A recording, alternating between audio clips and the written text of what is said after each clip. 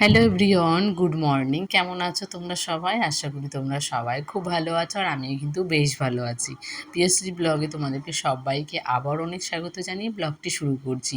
আর এখন জানো তো সকাল কটা বাজে? ওই 11টার মতো বাজে। এখন আমরা আম মাখা খাচ্ছি সবাই মিলে।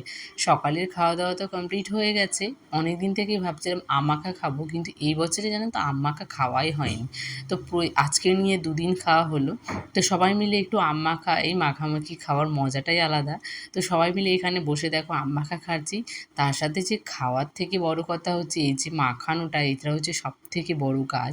তো এই মাখানোগুলো না সবার দ্বারা হয় না, আর সবার সেটা আর ভালোও লাগে না খেতে। তো এখানে সবাই আমরা ভীষণ আনন্দ করে খাচ্ছিলাম। এর আগের দিনই আমগুলো নিয়ে এসেছিলাম আমার বাড়ি থেকে। তো ওখানে সবাই ওই খেলছিল, খেলতে গিয়ে এতগুলো আম পেলেছে বল মেরে মেরে।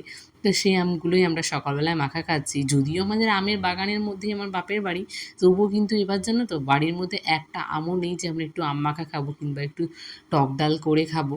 কারণ এবার ভাই কিংবা বাবা দুজনের মধ্যে কেউ যায় না আম কুড়াতে, তাই কিন্তু আমার আনা হয় না। তো ওই আম দুটো মামার বাড়ি থেকে আনা হয়েছিল, সেই আম দুটো একটু মাখা খেয়ে নিলাম।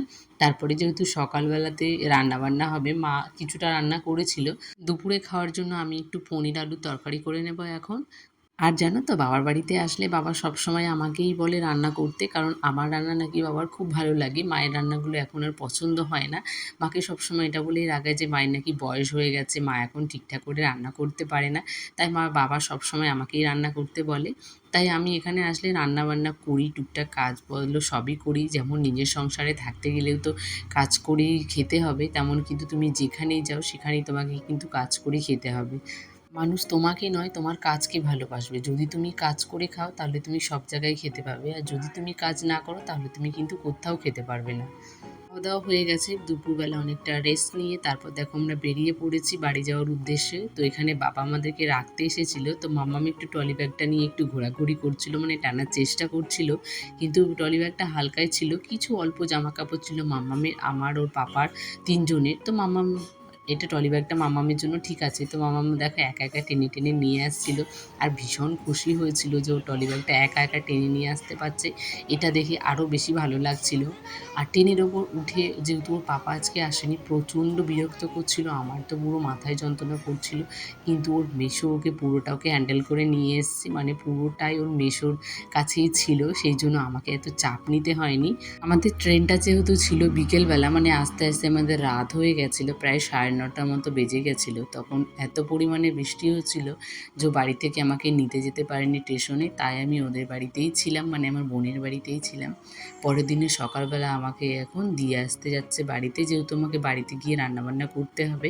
আগের দিনের রাতে দেখো বৃষ্টি হয়েছে বলে এই মাঠটা এত সুন্দর লাগছে, মনে হচ্ছে গাছগুলো সবাই না নিজের প্রাণ ফিরে পেয়েছে। আর পরিবেশটা এতটা সুন্দর লাগছে যে তোমরা দেখেই হয়তো বুঝতে পারছো, কারণ যতটা পরিমাণে গরম আর রোদ পড়েছে, সবার একটু স্বস্তির জায়গা দরকার। তো এখানে বৃষ্টিটা হওয়াতে খুব ভালো হয়েছে, রাতে বৃষ্টি হয়েছে প্রচুর। বাড়িতে এসে সেই দিন আর কোনো ভিডিও শ্যুট করতে পারিনি, যেহেতু 2-3 দিন ধরে আমি বাড়িতে ছিলাম না, তো সে কারণে বাড়ি ঘরের বেহাল অবস্থা হয়ে গেছিলো। তো এসেই সব কাজগুলো কমপ্লিট করেছিলাম, আর এসে আমি পুরো 2 বালতি কেচেছি। কারণ আগে আমি যেদিন ভোরবেলায় গেছি তো তখনকার কিছু জামা কাপড় ছিল, আর যেগুলো পরে এসেছি সেগুলো ছিল। ও যেহেতু একদিন আগে বাড়িতে এসেছি, ওর কিছু জামা কাপড় ছিল, সেই মিলিয়ে কিন্তু অনেক জামা কাপড় কেচেছি। কাচলে তো শুধু হবে না, তারপরে কিন্তু সব কিছু গুছিয়ে সুন্দর করে ভাঁজ করে রাখতে হয়। এগুলো হচ্ছে কী বলো তো, একটা হচ্ছে এক্সট্রা অনেক কাজ বেড়ে যায় প্রতিদিনের কাজগুলো যদি না করা হয়। কারণ এই যে আজকে আমি যতগুলো কেচেছি, আবার সেকেন্ড দিন কিন্তু আমাকে ততগুলোই কাচতে হবে। তো 2 দিন মিলিয়ে আমার কাছে ভাঁজ করার জন্য অনেকগুলো জামা কাপড় জমে যাবে, আর কাচাকুচির জন্য অনেকটা জামা কাপড় জমে যাবে। তাই কিন্তু প্রতিদিনের কাজগুলো আমি কিন্তু প্রতিদিনই করে নিই।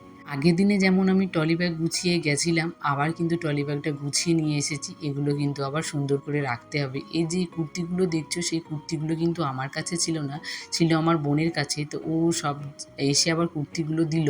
আর কিছু কিছু কুর্তি আমি বাপের বাড়িতেও রেখে এসেছি, যেহেতু ষষ্ঠীর সময় যাব, তখন আবার একটা ব্যাগ বয়ে নিয়ে যাব না। তাই যেগুলো নিয়ে আসার এনে সুন্দর করে ভাঁজ করে রেখে দিলাম, আর কিছু জিনিস তো ওইখানে রেখে এসেছি। পরের দিনে ভেবেছি একটা হালকা ছোট্ট একটা ব্যাগ নিয়ে যাব। মাম্মামেরও অনেক জামা কাপড় রেখে এসেছি, আর ওর বাবারও কিছু জামাকাপড় রেখে দিয়ে এসেছি যেন পরের দিনে আমাকে ব্যাগ গুছিয়ে না নিয়ে যেতে হয়। তো পরের দিনে এসে ও বাজার করে নিয়ে এসছে। বাজারে অনেক কিছু ছিল, ডাঁটা ছিল, নোটে শাক ছিল, শসা ছিল, ভেন্ডি, পটল, ঝিঙে, লাফা, মানে অনেক রকমের সবজি ছিল যা প্রায় আমার ১ সপ্তাহেরও বেশি হয়ে যাবে। তো ভালোই হয়েছে, একসাথে বাজার সবসময় করে নিয়ে আসে। আর এখানে কিছু এনেছিল মামামের জন্য কলা, যেহেতু মাম্মাম সকালবেলা স্কুলে যায় তখন কিন্তু মাম্মাম ওই ২টো বিস্কুট খেয়ে যায়, তার সঙ্গে একটা কলা খেয়ে গেলে কিন্তু পেটে অনেকটা সময় থাকে। আরও অন্য খাবার দিতে পারি, তবে কিন্তু মাম্মাম সকালবেলা কিছুই খেতে চায় না, তাই কিন্তু ২টো বিস্কুট খেয়ে আর একটা কলা খাইয়ে কিন্তু আমি ওকে স্কুলে পাঠাই।